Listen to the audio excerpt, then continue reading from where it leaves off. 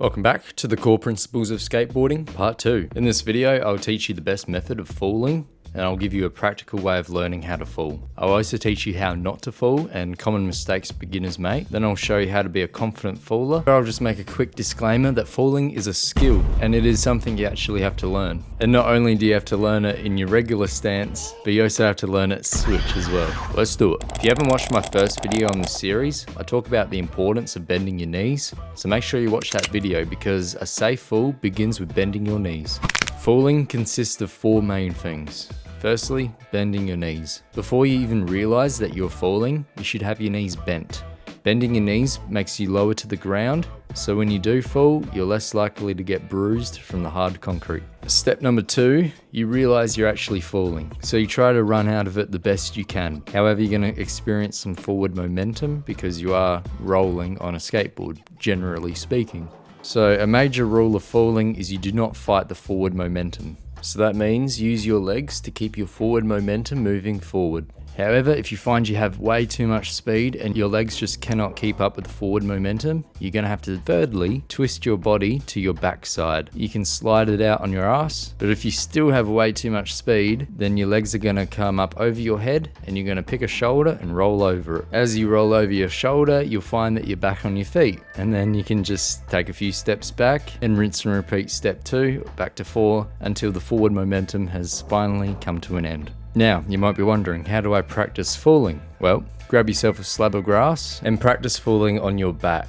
As you fall on your back, make sure you're twisted a little bit sideways because you don't want to roll over your spine. That can cause damage. So roll a little bit diagonally and pick one shoulder that you're going to roll over. And then as you roll over the shoulder, you can give yourself a little spring. Maybe use your hands to push off the ground, and that'll make it easier for you to land back on your feet, and you can just repeat the steps as many times as needed. The advice that I got for this video just stems from parkour rolls, so I recommend YouTubing how to do parkour rolls, and that should help you out. Remember to also practice falling in your switch stance. Now I'll go over how not to fall and common mistakes beginners make. The number 1 beginner mistake is having stiff legs. Stiff legs don't absorb impact. They also keep you high off the ground, resulting in you falling down further. They're also less responsive compared to having your knees bent. The second beginner mistake is extending your arms or falling directly onto your arms. Your arms are the weakest part of your body, and falling on them can easily result in a broken arm.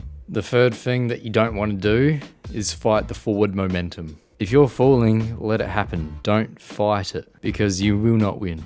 And the last mistake, you don't want to land with your stomach facing the concrete or with your head facing down. You want to protect your head more than any other part of your body. So now I'll talk about how you can be a more confident faller and extra things you could be implementing into your life to just be more naturally gifted at falling. So the first thing you could be doing is stretching. Stretching is going to make you a lot more flexible, and falling might position your body in uncomfortable positions, and the more flexible you are overall, the more easy it is to put yourself in weird positions. Falling also takes a high level of mobility. So you're going to have to be really physically active. Running, jogging, living a really mobile life is going to help you out in reacting to falling. Playing sports, just something physical is going to help you heaps when it comes to falling, and just increasing your overall reaction times is going to help you be a more confident faller.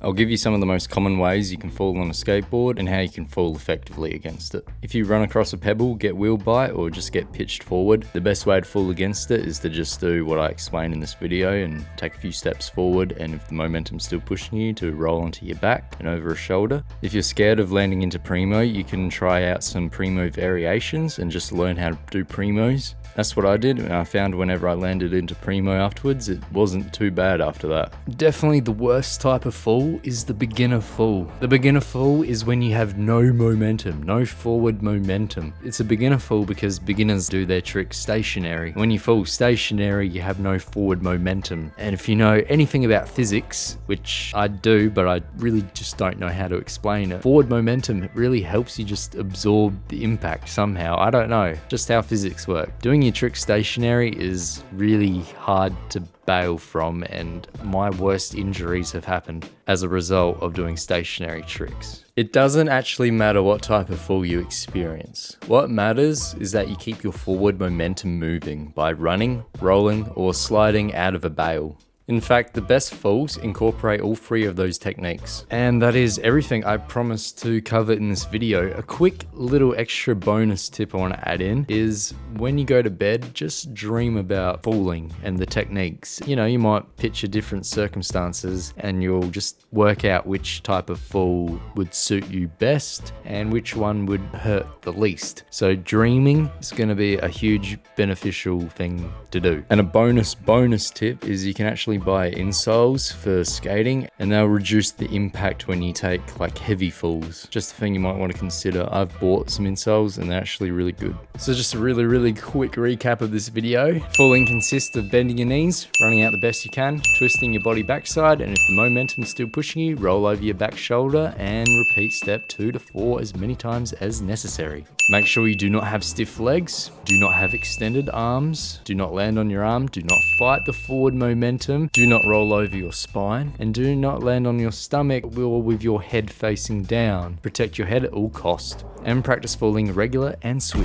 And that concludes this episode on how to fall. The next video I'm going to make is going to be evolving around your mental health and how that can be incorporated into benefiting your skateboarding. That video is sitting on your screen right now, so click on it and I'll see you next time.